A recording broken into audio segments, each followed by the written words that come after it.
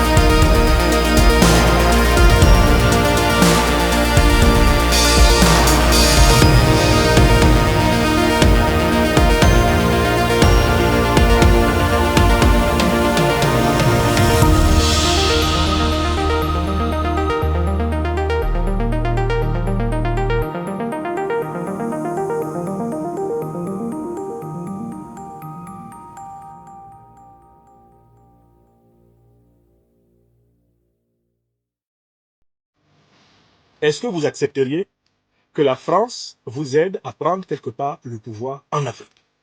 Ça, c'est une deuxième fois. Une troisième et dernière fois. Ce pourquoi ces journalistes sont venus ici.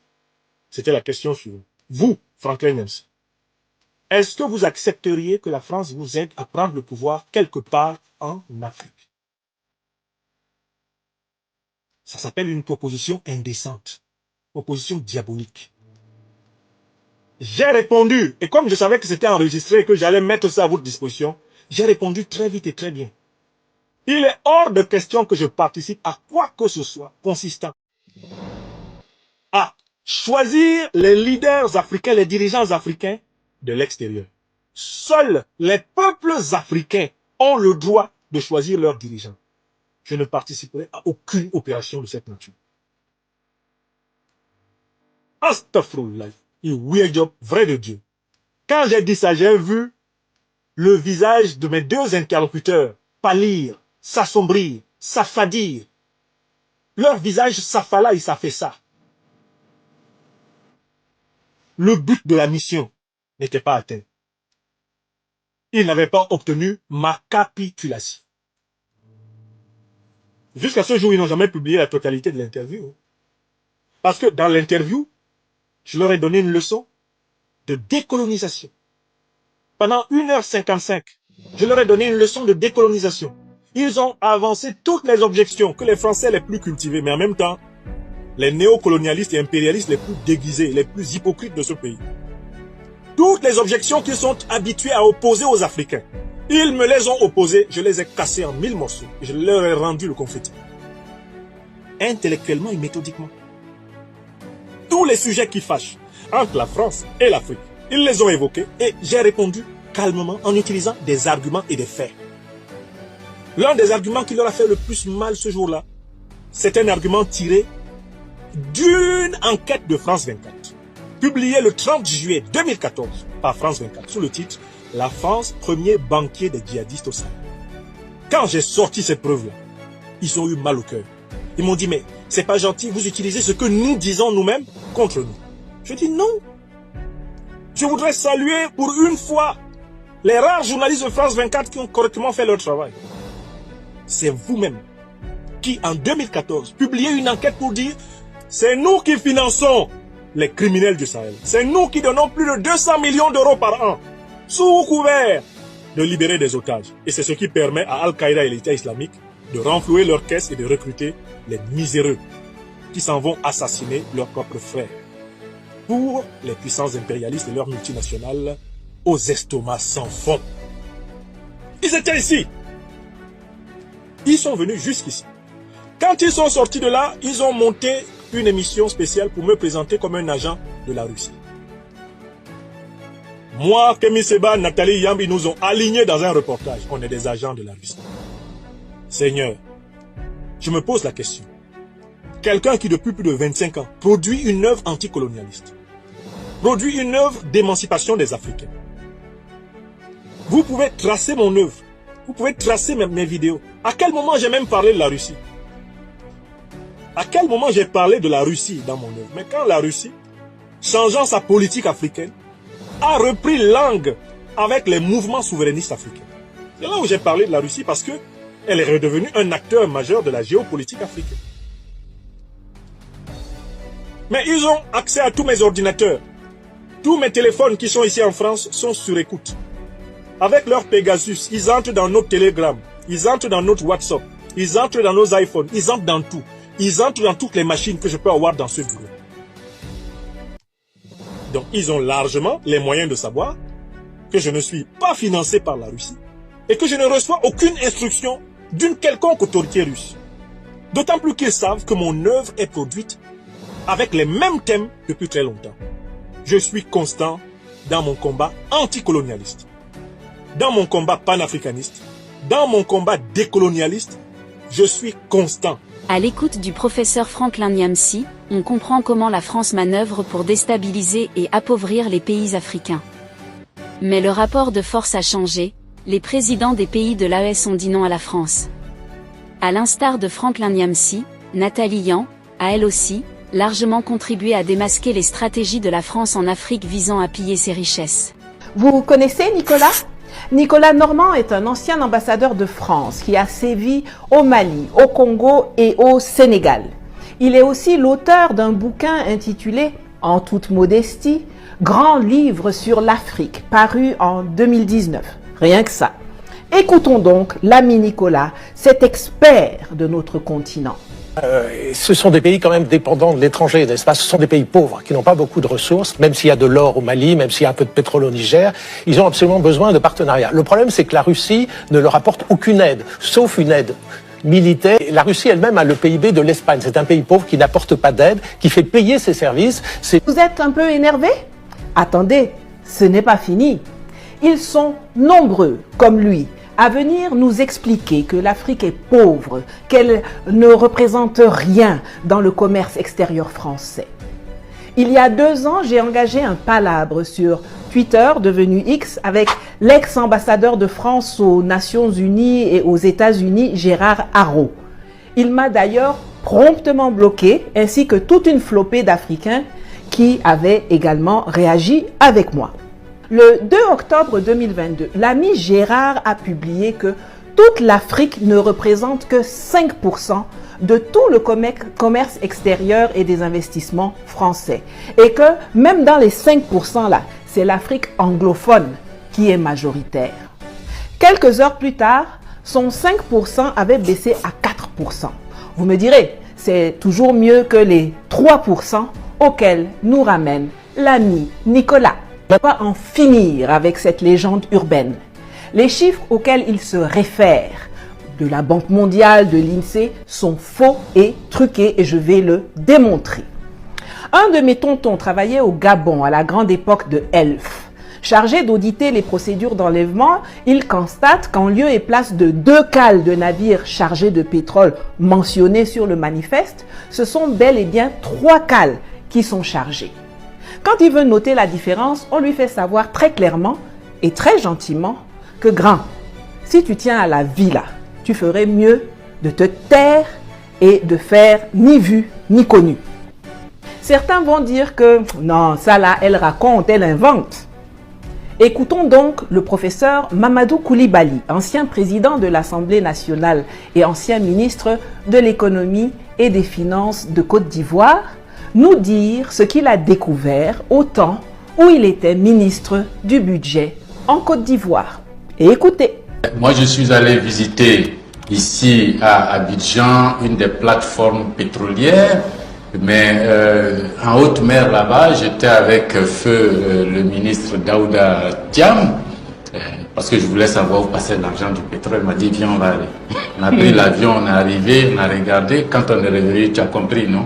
Mais, chers amis, on est couché à Abidjan, les tankers viennent faire le plein et puis s'en vont. Et puis c'est eux qui nous disent, bon, on a pris 10 barils, 20 barils. Et nous, on comptabilise ça dans le budget. Ça fait que on est pays pétrolier, mais notre production ne dépasse jamais les 40 000 barils jour. Capable de construire une raffinerie ici pour raffiner ce pétrole ici et puis le vendre ici. Ce petit pétrole-là s'en va et puis on commande du pétrole nigérien pour le raffiner ici et le vendre ici. Après, on se plaint des fluctuations du dollar. Faut pas vous en tenir aux parités, au taux que les gens donnent. Ce n'est que la partie visible. Ce qu'il dit là, qui se passait en Côte d'Ivoire en 2000, ça rejoint, ça corrobore ce que le Congolais Pascal Lissouba, qui fut premier ministre de 1963 à 66, puis président de la République du Congo de 92 à 97, a raconté pour la postérité, c'est-à-dire pour nous, dans un documentaire en 2001. En définitive, une page s'est tournée et nul retour en arrière n'est possible. L'Afrique, longtemps enfermée dans les chaînes invisibles de la dépendance, a décidé de marcher debout.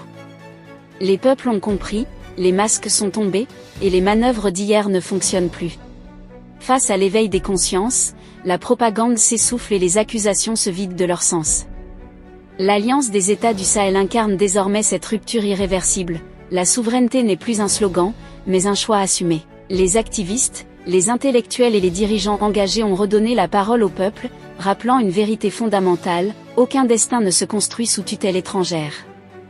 La France, confrontée à sa propre crise, doit désormais faire face à la fin d'un système qu'elle croyait éternel. L'Afrique, elle, avance, consciente de sa force et de son droit à décider seule de son avenir. L'histoire a changé de camp, ce n'est plus Paris qui dicte, ce sont les peuples africains qui choisissent. Que pensez-vous de la chute de la France? Laissez votre avis en commentaire. Si vous avez trouvé la vidéo intéressante, cliquez sur j'aime et partagez à vos amis. Mais n'oubliez pas de vous abonner et de cliquer sur la cloche de notification pour ne pas rater mes prochaines vidéos. Alors, c'était la fin de cette vidéo sur ce nouveau panel. Je vous ai très bien dit que les prophéties qui ont été dites, annoncées par Eli Panda et la prophétesse Yvette Flore et Emmanuel Seka et bien d'autres personnes que vous connaissez, ces prophéties sont déjà en train de se réaliser. Je vous ai très bien dit que puisque Ouattara et Macron ils sont déjà en discorde, ils ne s'entendent plus, donc chacun est déjà en train de chercher des voies pour quitter la zone. Alors je tiens déjà à vous dire que les pays de l'AES sont soudés, plus que soudés. On dit toujours l'union fait la force. Alors, ne vous inquiétez pas, sur ce nouveau panel, vous aurez l'actualité du jour. Vous aurez aussi l'actualité des pays de l'AES.